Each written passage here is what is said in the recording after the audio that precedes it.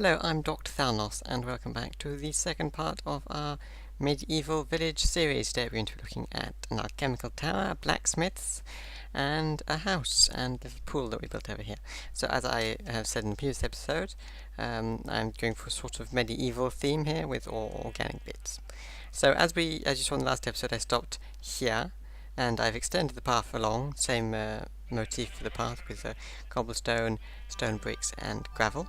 I built a small garden here with a nice pool, and the shaders do really enhance the fact of having water around. Some sugarcane, some leaf blocks which are also very nice, look like bushes, and some birch trees around the pool. This also gives quite a good effect at night. We'll have having a look at that sort of towards the end of the video.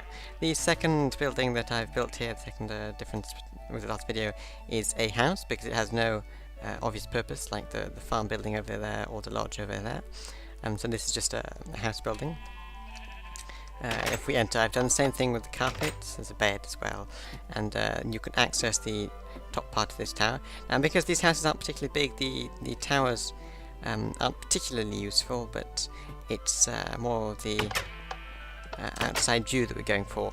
If we were to increase the house by about a block in each direction, so instead of this being 5 wide, make it 7 wide, for example, to keep it symmetrical and have an unpaired number, so we actually have the roof here in the middle. It's not 2 sets of stairs but some slabs, as you can see on this roof here where it's 2 sets of stairs. We would have buildings with a little more space, but I'm trying not to go for something very grand, but for something rather or village-like, not kingdom-like. Over here we have another building, as you can see by the outside and by the painting that I put here. We have a mining building. So the building itself doesn't really have much inside. I'm sure you could add a chest for picks, for example, or your goods, and you could have a hot minecart sending them back to your house. Here I just set up a little automatic back and forth minecart, and in the inside of some caves I've added some cave supports, some beams and some blocks of stone to give it a little more, well, a little more feel of a mine, and a few torches as well. This cave goes down quite far in this lava, so it's relatively lucky that we had this naturally formed cave here. If we go back outside, we have a little bit of a mine shaft here with the wooden fences and the chest. Lower stuff down, perhaps, or something else. And then we have the minecart here, which could be upgraded to a chest minecart to make it look a bit more like a mine.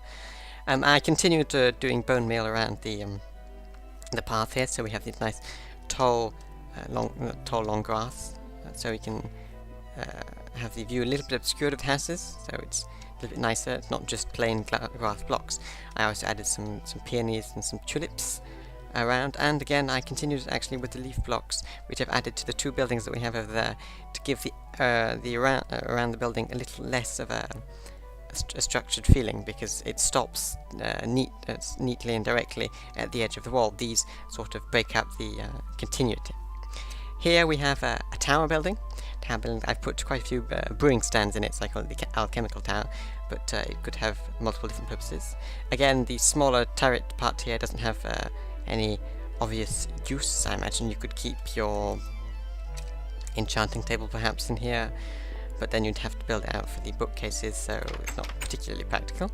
Inside we have a glowstone chandelier and the torches with the cobblestone walls as decorations. So again, the blue orchids on crafting tables give it a little bit of a nicer lived-in feel. I've added quite a few brewing stands and chests on this floor, and if we go down to the second floor here and try and use this correctly, we can see that there are some more brewing stands, and again the blue orchid on the crafting table. I've used the same grey carpet in all of the buildings, so they have some similarities between them. And I've added vines on the exterior of this building, same with the farm building over there, to give it a little more of an organic, overgrown feel. And the walls are done the same way, where I have stone bricks and the occasional mossy cobblestone, and the occasional, I don't know if I can find one right here, mossy stone bricks in between, but because they're covered in vines you can't really see them. I've here added a little bit of a small pool here, because this place here was well, it was a plain grass area, and just adding bone meal would have seemed a bit strange. As of course you can see this, all this space is open, but that'll be filled in and the gaps will be mended once we continue building. So again with the peonies and the other flowers to give it a little bit more colour, and I continued with the acacia trees that we had earlier on to give it again a more organic feel. We come to the blacksmiths here, which is a relatively shallow, low building, which is done a little bit differently because the inside, as you can see, we have this this brick textured grey stained clay and some quartz here next to it to give it a little bit of a different feel. It being the blacksmith, we couldn't really use wood. I used wood for the roof here, but as you can see, part of the stairs have burnt, so this part here has just to stay like this. Luckily it didn't burn the roof. But of course that's one of the dangers of working with lava, you can't really have the same sort of build, so that's a little bit annoying. That's why the floor isn't made of dark oak. Here we have a lava pool. If I go up a little bit you can see it's 3 lava streams heading, well actually 3 lava streams, but several lava source blocks heading towards this area here, and iron blocks all around and anvils to give it that blacksmith's feel. Above here we have the top of the blacksmith's forge part, where I've actually added some fires to give it the smoke particle effect. You can't see very well because I have the particles decreased, but that gives it a different feel.